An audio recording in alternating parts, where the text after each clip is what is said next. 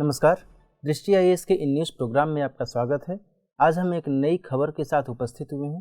Topic है राष्ट्रीय परिवार स्वास्थ्य सर्वेक्षण से संबंधित एक रिपोर्ट जारी हुई है। इसी से जुड़े हुए जो भी जानकारियां हैं आज हम साझा करेंगे और साथ ही इससे संबंधित और भी जो डायमेंशंस हैं उस पर हमारी बातें होंगी। लेकिन सबसे पहले आपको मैं ये बता दूं कि चूँकि यह जो टॉपिक है हमारे जीएस मेंस के पेपर 2 से जुड़ा हुआ टॉपिक है, इसलिए आप इसे उससे संबंधित मानते हुए इसके बारे में अध्ययन कर सकते हैं। चूँकि जीएस के पेपर 2 में स्वास्थ्य के संदर्भ में एक टॉपिक का उल्लेख किया गया है, उस लिहाज से यह जो विषय है आज का ये महत्वपूर्ण हो जाता है। इससे संबंधित जो जानकारियां हैं हम आगे उसमें चर्चा करेंगे। सबसे पहले देखते हैं आज की जो चर्चा है इसमें क्या क्या डायमेंशंस मुख्य तौर पर शामिल किए गए हैं। हर दिन की तरह सबसे पहले समझेंगे कि आखिर खबर क्या है। इसके बाद हम NFHS यानी नेशनल फैमिली हेल्थ सर्वे के बारे में हल्की फुल्की जानकारी ले लेंगे। उसके बाद समझेंगे कि यह जो रिपोर्ट आई है, इस सर्वे में जो रिपोर्ट पेश की गई है, इस रिपोर्ट में क्या कुछ महत्वपूर्ण बातें कही गई हैं और वो क्या कुछ दर्शा रही हैं। इसके बाद हम कंक्लूजन पर बात करेंगे और सबसे अंत में रहेगा आज की पूरी चर्चा के आधार पर जो सवाल बन सकता है वह सवाल। सबसे पहले अब खबर को देख लेते हैं। खबर की बात करें तो द हिंदू में एक क्लिक है, more hospital births but limited gains in childhood nutrition national family health survey 5। यानी यहाँ पर मैं इंडिकेट कर दूँ कि राष्ट्रीय परिवार स्वास्थ्य सर्वेक्षण 5 के नाम से यह रिपोर्ट जारी की गई है। इससे पहले 4 NFHS 4 तक जो रिपोर्ट्स हैं वो पहले आई हैं, लेकिन NFHS 5 जो है उससे संबंधित ये दूसरी एक जो रिपोर्ट आई है ये कल ही रिलीज़ की गई है। इससे पहले दिसंबर 2020 में भी NFHS 5 के फेज 1 से संबंधित कुछ जानकारियां आई थी, जिसमें 22 राज्यों और संघ शासित क्षेत्रों से जो सर्वे किया गया था उस सर्वे से संबंधित जो भी आंकड़े थे वो आंकड़े उस दौरान दर्शाए गए थे। कब? दिसंबर 2020 में। रेस्ट जो केंद्र शासित प्रदेश और राज्य बच गए थे उनसे संबंधित जो आंकड़े हैं ये कल रिलीज किए गए हैं। यहाँ पर मैं आपको ये क्लियर कर देता हूँ। इसके बाद हम चूँकि यहाँ जो स्क्रीनशॉट के तौर पर दिख रहा है कि इसमें ये बताया गया है कि हॉस्पिटल में बच्चों के जन्म में तो वृद्धि हुई है और साथ ही बच्चों के पोषण में भी हल्की फुल्की वृद्धि हुई है। यह इस रिपोर्ट में दर्शाया गया है, बताया गया है। उसे संबंधित यह एक समाचार द हिंदू में आया था। आगे इसमें और क्या बातें कही गई हैं इस पर जाने से पहले हम थोड़ा सा ये समझ लें कि NFHS यानी इससे संदर्भित क्या कुछ बेसिक बातें हैं। पहला तो ये है कि IIPS Mumbai international institute of population sciences Mumbai को इसकी नोडल एजेंसी के तौर पर बनाया गया है। जो भारत का स्वास्थ्य एवं परिवार कल्याण मंत्रालय है उस मंत्रालय ने इस संस्था को NFHS के लिए नोडल एजेंसी के तौर पर नियुक्त किया है और इसी के माध्यम से यह जो सर्वे है यह सर्वे किया जाता है। दूसरी बात यह है कि यह जो सर्वे है इसके तहत विभिन्न स्तरों पर आंकड़े जारी किए जाते हैं। इसमें बेसिक तौर पर यदि मैं आपको बताऊं तो बेसिक तौर पर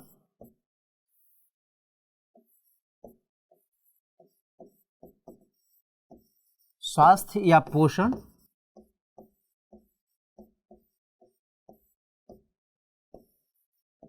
जनसंख्या, इनसे संदर्भित जो आंकड़े हैं वो आंकड़े जारी किए जाते हैं, है ना। इसमें आपको और मैं बताऊं तो मृत्यु पंजीकरण,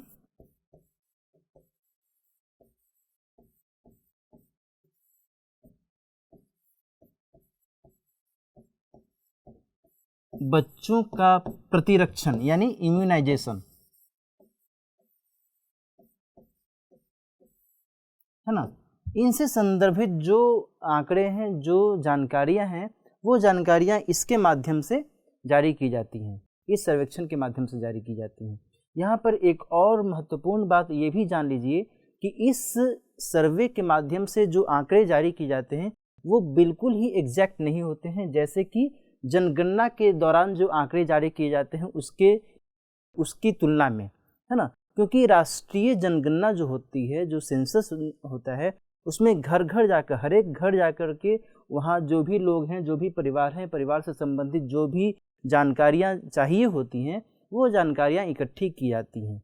लेकिन इस सर्वे के माध्यम से, NFHS सर्वे में कुछ डिफरेंस ये है कि एक पार्टिकुलर रेंज में या फिर पार्टिकुलर रीजन में कुछ सैंपल लेकर के कुछ लोगों को, कुछ परिवारों को, लोगों को माध्यम बनाते हुए, उन्हें आधार बनाते हुए यह सर्वे जो है अपनी रिपोर्ट जारी करता है। तो इसलिए हो सकता है कि सेंसस में जो आंकड़े आएँ और इसमें जो आंकड़े जारी किए गए हैं उसमें थोड़ी बहुत जो है डिफरेंस की स्थिति देखी जाए, है ना। लेकिन एक अमूमन जो है मोटे तौर पर एक जो अनुमान है, ये अनुमान लगाया जा सकता है इन आंकड़ों के माध्यम से, है ना। इसी के कारण ये जो आंकड़े हैं, ये आंकड़े महत्वपूर्ण हो जाते हैं। आगे और देखते हैं इसमें और क्या बातें कही गई हैं इस रिपोर्ट की। और यदि हम नज़र दौड़ाएं तो पहली महत्वपूर्ण बात तो जो निकल कर सामने आ रही है वो ये निकल कर सामने आ रही है कि कुल प्रजनन दर TFR, जिसे हम क्या कहते हैं, टोटल फर्टिलिटी रेट, यह 2.0 हो गया है ना। पहले यह 2.2 था, यह घट करके 2.0 हो गया है। यह एक बड़ी बात निकलकर सामने आ रही है रिपोर्ट के माध्यम से।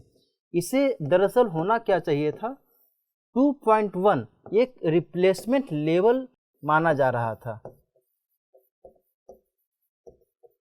है ना।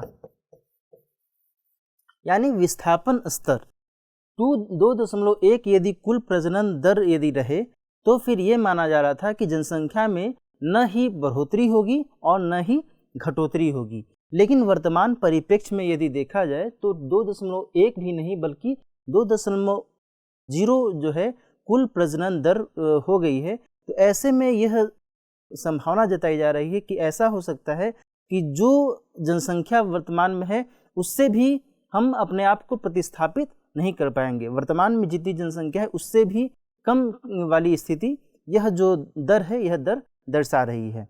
तो यह एक बड़ी बात निकलकर सामने आ रही है। इसके अलावा मैं आपको ये भी बता दूं कि जो शहरी स्तर पर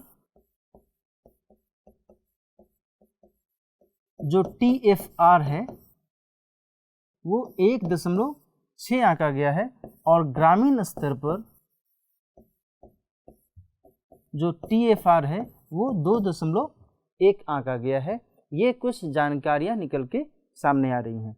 यहाँ मैं आपको ये संकेत करना चाहूँगा कि ये जो स्थिति है, ये स्थिति ये भी दर्शा रही है कि कहीं ना कहीं भारत में गर्भनिरोधक जो उपकरण है, गर्भनिरोधक जो माध्यम है, उनका उपयोग बढ़ा है। साथ ही एक चीज़ और रिपोर्ट के माध्यम से संकेत मिलता है कि कहीं ना कहीं जो महिलाएं हैं, महिलाओं पर प्रजनन दर को नियंत्रित करने का ज़्यादा बोझ है उनकी ओर झुका हुआ है ना। पुरुषों के बंध्याकरण से संबंधित, पुरुषों के स्टेलाइजेशन से संबंधित जो एक वृद्धि होनी चाहिए थी वह वृद्धि अपेक्षा से कम है, जबकि महिलाओं की तरफ जो फर्टिलिटी रेट कम करने की जो एक जिम्मेदारी है वह जिम्मेदारी ज़्यादा दिख रही है। तो यह एक संकेत दर्शा रहा है कि इसमें थोड़ा बैलेंस की आवश्यकता है। इसके अलावा मैं आपको ये भी बता दूं कि पहले जिस हिसाब से लिंगानुपात था भारत में पुरुष और महिला का, उस हिसाब से वर्तमान में जो ये रिपोर्ट है, इस रिपोर्ट में कुछ नए आंकड़े शामिल किए गए हैं। इसमें यह बताया गया है कि 1020 महिलाओं पर 1000 पुरुष हैं। पहले पुरुषों की संख्या ज़्यादा थी और महिलाओं की संख्या तुलनात्मक रूप से कम थी, इनफैक्ट 1000 से भी कम थी। लेकिन वर्तमान में जो रिपोर्ट जारी की गई है NFHS 5 की, इसमें 1020 महिलाएं और 1000 पुरुष, है ना। ये यहाँ पर महिला और ये पुरुष। ये माना जा रहा है कि आज़ादी के बाद से पहली बार यह जो आंकड़ा है, यह आंकड़ा दिख रहा है, जबकि महिलाओं की संख्या पुरुषों से ज़्यादा हो गई है। तो यह एक तरीके से संकेत ये भी कर रहा है कि महिला सशक्तिकरण की दिशा में जो भी प्रयास किए गए हैं विभिन्न स्तरों पर, राज्य सरकार के स्तर पर या फिर भारत सरकार के स्तर पर, वो कहीं ना कहीं एक सकारात्मक परिणाम देते हुए सामने आ रहे हैं। साथ ही विभिन्न स्तरों पर जो सरकारें हैं इनको एक तरीके से प्रोत्साहन भी यह देते हुए दिख रहा है कि ये सभी सरकारें स्त्री शिक्षा को महत्व दें और जो कन्या के पालन पोषण से संबंधित, बालिकाओं के पालन पोषण से संबंधित जो योजनाएं हैं उसको सही तरीके से क्रियान्वित करें, है ना। आगे इसमें और क्या कहा गया है, आगे इसमें कहा गया है कि बच्चों के पोषण स्तर में मामूली सुधार हुआ है ना। जो इनका न्यूट्रिशन लेवल है उस न्यूट्रिशन लेवल में बहुत आशाजनक सुधार नहीं हुआ है, बल्कि मामूली सुधार हुआ है, इसमें ये बात कही गई है। इसके अलावा बच्चों का जो टीकाकरण है, टीकाकरण में वृद्धि हुई है, वैक्सीनेशन में वृद्धि हुई है, यह एक संतोषजनक बात है ना। तो ये सब कुछ आंकड़े इस रिपोर्ट के माध्यम से शो हो रहे हैं। इसके अलावा मैं ये भी बता दूं कि जो महिलाएं और बच्चे जो एनीमिया से ग्रसित होते हैं उनकी संख्या में हालांकि बढ़ोतरी देखी गई है, जो कि चिंताजनक बात है ना। तो ये थोड़ा सा यहाँ पर देखना होगा कि इनमें जो एनीमिया की संख्या में जो बढ़ोतरी हो रही है उसको कम किया जाए। आगे देखते हैं आगे क्या बात कही गई है। यही जो मैं अभी कह भी रहा था, बच्चों और महिलाओं में एनीमिया की जो स्थिति है वह स्थिति उस स्थिति को नियंत्रित करने की आवश्यकता है। आगे देखते हैं आगे और कौन से चिंताजनक विषय इससे जुड़े हुए हैं। पहला तो यह है कि गैर संक्रामक रोग से संबंधित जो स्थितियां हैं ये अभी चिंताजनक बनी हुई है, इसको सुधारने की आवश्यकता है। गैर संक्रामक रोग के कारण कई सारे लोगों को उसका बुरा असर होता है, इसलिए इस पर नियंत्रण करने की आवश्यकता है। इसके अलावा जो पोषण युक्त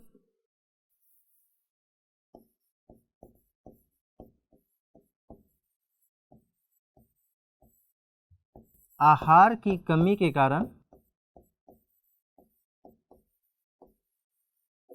एक चिंता उभर कर सामने आ रही है। इसके कारण जहां एक तरफ स्थूलता है ना, यानी ओबेसिटी की स्थिति देखी जा रही है, और दूसरी तरफ मोटापा या फिर अधिक वजन, ओवरवेट वाली स्थिति देखी जा रही है ना। तो ये सब जो स्थितियां हैं, ये स्थितियां भी कुछ इन आंकड़ों के माध्यम से जाहिर हो रही हैं, जिस पर नियंत्रण करने की आवश्यकता जान पड़ती है। आगे देखते हैं आगे और क्या बातें कही गई हैं। आगे अब हम इस पूरी चर्चा के आधार पर जो निष्कर्ष निकल कर सामने आता है, निष्कर्ष की बात करते हैं। पहला तो यह है कि स्वास्थ्य स्थिति की समीक्षा इस सर्वे के माध्यम से पता चलती है, और उस समीक्षा के आधार पर जो बेंचमार्क निर्धारित किया जाएगा, उस बेंचमार्क के माध्यम से सार्वभौमिक स्वास्थ्य कवरेज की दिशा में हम सफलता से आगे बढ़ सकते हैं। इन आंकड़ों से एक मोटा आइडिया निकल सकता है कि हम जिस हिसाब से स्वास्थ्य के क्षेत्र में कार्य कर रहे हैं, भारत सरकार स्वास्थ्य के क्षेत्र में कोई भी कार्य कर रही है, वह कितना सही है, किस हिसाब से इसमें और अधिक सुधार करने की आवश्यकता जान पड़ती है। चाहे वो महिला का स्वास्थ्य हो, चाहे वो बच्चों का स्वास्थ्य हो, और चाहे वो ओवरऑल जो भी भारत के निवासी हैं, भारत के नागरिक हैं, उनके स्वास्थ्य की दिशा में और क्या कुछ किए जाने की आवश्यकता है, कहाँ पर अभी कमियां रह गई हैं, उन कमियों को दुरुस्त करने की आवश्यकता है।